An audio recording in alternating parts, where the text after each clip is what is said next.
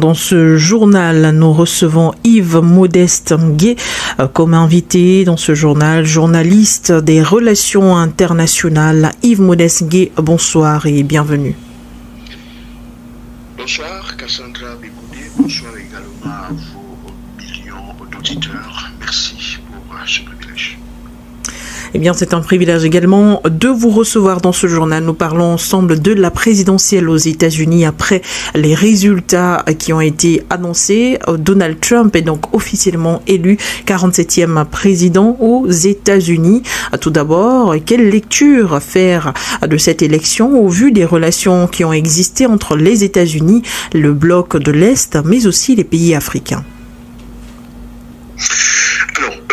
La première lecture qu'il faut sans doute tracer de cette victoire de Donald Trump à la présidentielle, c'est que on voit un Donald Trump qui vient quand même déjouer tous les pronostics. Quand je dis tous les pronostics, c'est parce que nous sommes habitués à un discours déjà interne, c'est-à-dire au niveau des États-Unis, qui a passé le temps, que ce soit du côté des médias, à vilipender.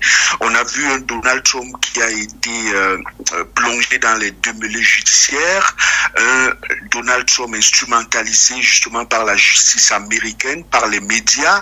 Également, le discours a évolué du côté de l'Occident, de l'Europe, où les journalistes également étaient dans le bain. On a vu un Donald Trump qui était pas autrement que ce qu'il ne pouvait produire exactement.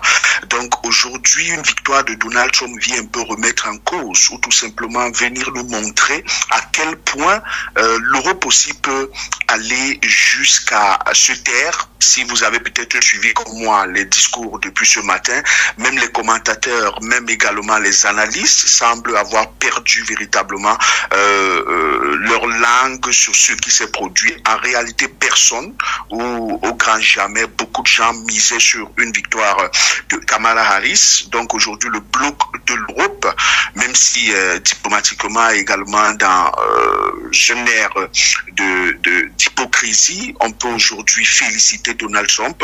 Ce n'était pas cela avant cette élection. Donc on voit une victoire même également de Donald Trump, non seulement sur le collège électoral, mais également sur le vote populaire, parce que Donald Trump aujourd'hui a réussi à assurer. Donald Trump a, même au niveau, c'est vrai, on parlait de serré, un scrutin qui sera serré, mais on a vu que Donald Trump est même allé au-delà de ce qui était attendu, au-delà aujourd'hui de ce qui était planifié comme élection aux États-Unis. Donc en termes de ramasser, en termes de premier regard sur cette élection, en réalité, depuis le 19e siècle, Donald Trump apparaît aujourd'hui comme le premier et d'ailleurs le seul président américain qui fait ce genre de comeback à la tête de la Maison Blanche. C'est tout simplement quelque chose qu'il faut féliciter, surtout qu'il a pu, malgré même les attentats, vous l'avez suivi, oui. Il a été intenté à la mort jusqu'à 2 fois de suite lors de la campagne électorale. Donc il a brisé tout cela, il a pu résister et aujourd'hui c'est plutôt un homme fort, plein, qui réussit quand même à mettre de son côté la majorité au Sénat, à prendre de son côté la majorité dans la Chambre des représentants. Également, il contrôle la Cour constitutionnelle depuis son premier mandat. Donc c'est un Donald Trump très fort qui revient aux affaires. Merci Yves Modeste Ngué. D'ailleurs, le président Donald Trump le rappelait lors de sa prise de parole ce matin. Il disait que c'était une victoire historique, rappelant les démêlés avec la justice et ses différentes tentatives d'assassinat. Alors, vous avez tout à l'heure évoqué l'aspect international concernant les relations avec les autres pays. On a constaté des sorties de l'Union européenne, de l'OTAN, de la chancellerie allemande, mais aussi aussi de la France avec le président Emmanuel Macron. Chacun dans le champ lexical, on a pu constater les termes alliés ou encore alliance renouvelée. Pensez-vous aujourd'hui que Donald Trump, retour aux affaires, pourrait renouer les relations justement avec des États comme la France, l'Allemagne ou encore des organisations comme l'Union européenne et l'organisation aussi de l'Atlantique Nord? Effectivement, ça ne va pas manquer, il y aura des relations. Donald Trump va travailler avec tous ces pays, mais il faut noter que ce sera essentiellement pour le compte et pour les intérêts de l'Amérique. Et lorsque vous avez pris la peine de lire le programme de Donald Trump, vous comprendrez que Donald Trump, c'est un candidat. D'abord, avant même la lecture de ce programme, c'est un homme qui, généralement, revient sur ses déclarations de politique. C'est-à-dire, il dit, je vais faire ceci, et il passe à l'acte. Alors, s'il a eu à déclarer que lui, il n'est pas dans le populisme, il n'est pas dans la globalisation, Donald Trump, c'est un président qui travaille essentiellement sur le patriotisme, sur le protectionnisme. Donc, il est là pour les intérêts de l'Amérique. Ça veut dire quoi? La taxe, par exemple, qui sera imposée sur toute importation de biens qui viennent de l'Europe, de la Chine ou partout ailleurs, vous allez voir que à ce moment-là, les relations vont être un peu tendues, mal, je dirais, du côté de l'Europe ou tout simplement de la Chine. Et à ce niveau-là, vous verrez les appels dont vous faites mention aujourd'hui, ce sont des appels qui sont analysés au plan diplomatique comme des appels de balle également, parce qu'il faut signaler à Donald Trump, oui, mais nous sommes là, on doit travailler ensemble, c'est normal, puisque sur cette terre et surtout dans cette globalisation, nous devons tous travailler ensemble. Et les États-Unis vont forcément travailler avec tous ces pays-là. Mais ce sera toujours dans l'intérêt des États-Unis d'Amérique.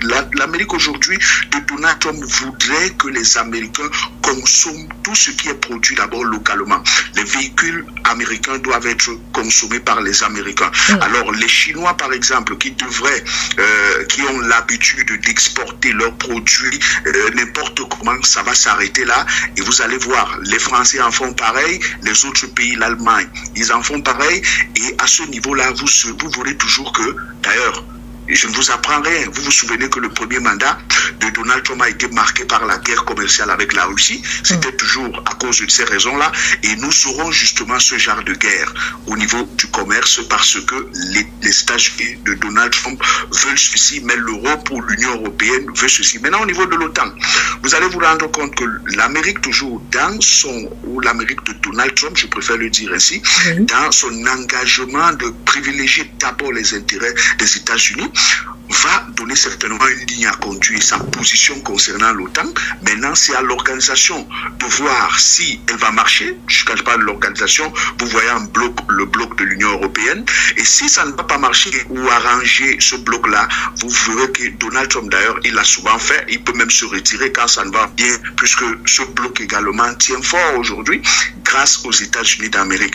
Et donc, les relations vont continuer normalement, mais Donald Trump va imposer une autre forme de relation. Parce qu'aujourd'hui, eux, ils sont dans une forme de collaboration. Ils veulent aller en commun. Donald Trump, ce n'est pas ça sa logique. Il veut travailler uniquement d'abord pour le bien des États-Unis d'Amérique.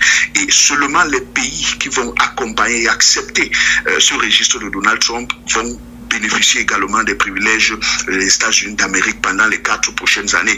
Auquel cas, vous verrez, il y aura toujours des tensions, des discours. D'ailleurs, c'est un nouveau mandat qui nous réserve beaucoup de surprises en termes de discours, que ce soit du président américain et également de ses autres partenaires. Je vous entends parfaitement, Yves Modeste Ngué, mais à présent, à vous entendre, il semblerait que la vision russe concernant la multipolarisation avec le groupe des BRICS et d'autres pays en forme de partenariat, évidemment, ne sera peut-être pas à l'ordre du jour pour la présidence de Donald Trump. En réalité, il faut noter que Donald Trump ne s'occupe pas trop de ce genre d'affaires. C'est-à-dire, Donald Trump, il est dans une logique de je m'occupe de l'Amérique, America First.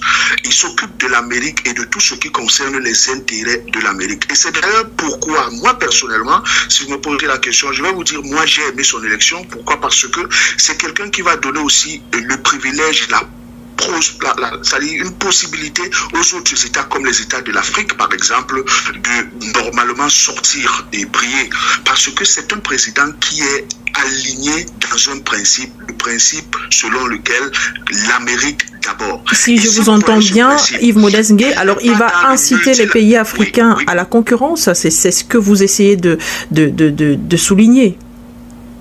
La présidente de Donald Trump pourrait inciter les États africains à la concurrence sur le marché commercial et même géopolitique. Peut-être pas la concurrence, je ne dirais pas la concurrence, mais moi je dis tout simplement que, en fait, c'est une opportunité pour l'Afrique. Le retour de Donald Trump aujourd'hui aux affaires est une opportunité pour l'Afrique. Et l'Afrique devrait justement capitaliser. Pourquoi je le dis? Parce que au moment où Donald Trump aujourd'hui va se concentrer sur la régulation ou tout simplement gérer les affaires de l'Amérique, s'arranger à ce que le conflit s'arrête à l'est de l'Ukraine ou à l'est de l'Europe, s'arranger à ce que Israël résolve ses problèmes, va également tenter à relever l'économie américaine.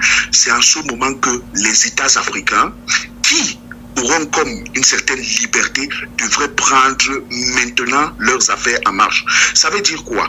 Aujourd'hui, par exemple, le mandat qui nous est propice, parce que c'est 4 ans, vous n'allez pas entendre parler du transgenrisme qu'on a entendu sous l'ère des démocrates. Par exemple, la dictature du climat. Il vous souvient qu'une fois Donald Trump a libéré partie de la COP 21 sur le changement climatique. Toutes ces histoires-là, généralement, que le multilatéralisme a imposé aujourd'hui au monde, également l'Afrique y compris, Donald Trump n'est pas dans cette logique.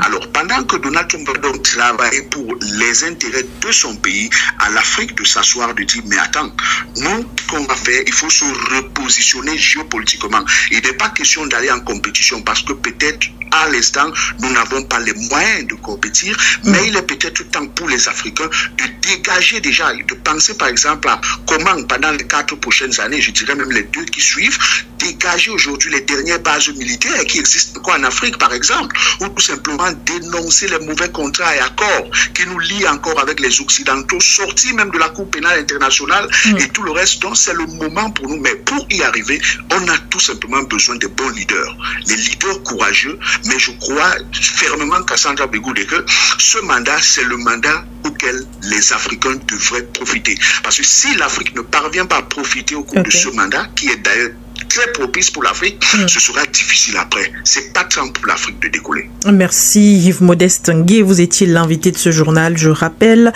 journaliste spécialisé en relations internationales. C'est moi